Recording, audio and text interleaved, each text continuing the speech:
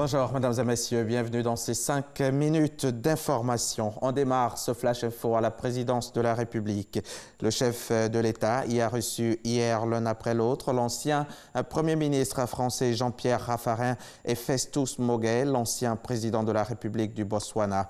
Les deux anciens hommes d'État donc évoluent désormais dans l'humanitaire. Le Français est aujourd'hui le président de la fondation Les Leaders pour la Paix et le Botswanais, responsable d'ONG œuvrant dans la lutte contre le sida. Le point de ces audiences à 13h avec Jérôme Kofi Abola.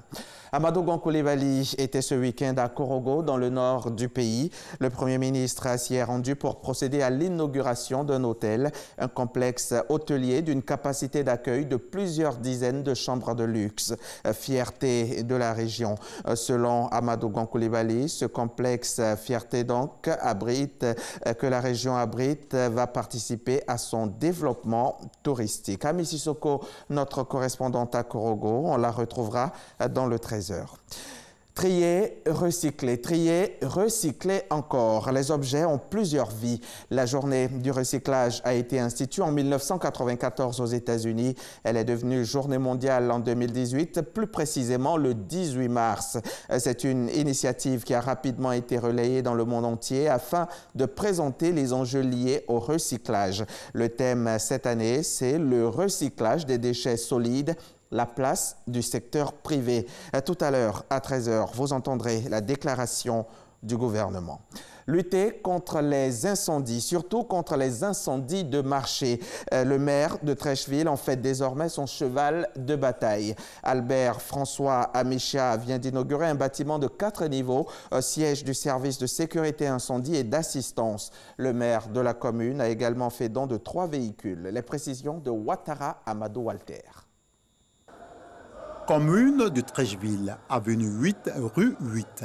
La cérémonie de remise des clés du bâtiment du service de sécurité incendie et d'assistance à personne mobilise une bonne représentativité de la population.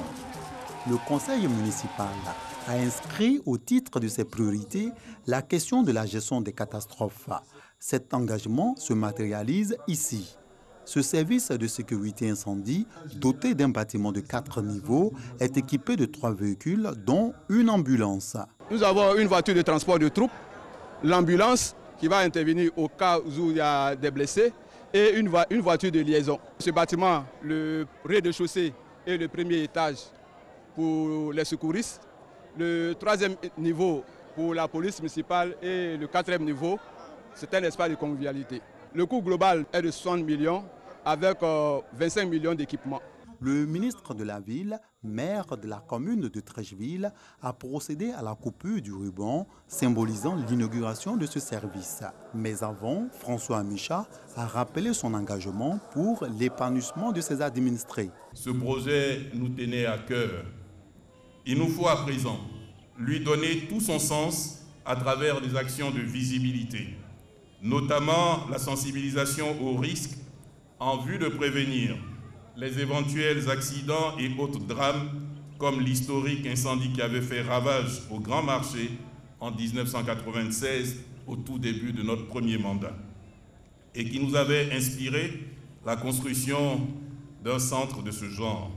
Une démonstration sur les méthodes d'intervention en cas d'incendie, puis un défilé des troupes de la police municipale et des secouristes, des temps forts de la mise en marche du service de sécurité incendie et d'assistance de Treichville. En Algérie, la mobilisation se poursuit. Dans une lettre à la nation publiée hier lundi dans la soirée, le président Abdelaziz Bouteflika n'a pas répondu à la contestation. Il a au contraire confirmé qu'il resterait en poste jusqu'à la fin de la transition, alors que son 4e mandat s'achève dans 1 mois et demi. Et dans cette lettre, le président Abdelaziz Bouteflika écrit que la conférence nationale sera chargée de renouveler les systèmes politiques, économiques et sociaux du pays. Il s'engage à mener une transition harmonieuse d'ici la fin de son parcours présidentiel. Des centaines de manifestants sont descendus dans les rues de la capitale Khartoum. Nous sommes au Soudan pour demander donc la démission du président Omar el-Béchir. C'était hier lundi 18 mars. Manifestation dans le quartier Bahari dans le nord de la capitale ainsi que dans le quartier de l'Université nationale. Cela fait 3 mois que la contestation a démarré. Et pendant ce temps, une dizaine de partis d'opposition, de mouvements armés et de membres de la société civile sont réunis depuis lundi à Paris en France pour discuter de la situation. Au Mozambique, l'heure est au décompte. Décompte après le passage du cyclone Idai dans la nuit du jeudi au vendredi. Les vents violents associés à des pluies torrentielles qui ont touché la côte avant de poursuivre leur course folle au Zimbabwe ont fait pour le moment 173 morts dans les 2 pays, dont 84 au Mozambique. Ce bilan pourrait considérablement s'aggraver selon les autorités mozambicaines, notamment à Beira, une importante ville du pays. C'est la fin de ce flash. On développe tout ça tout à l'heure, à 13h.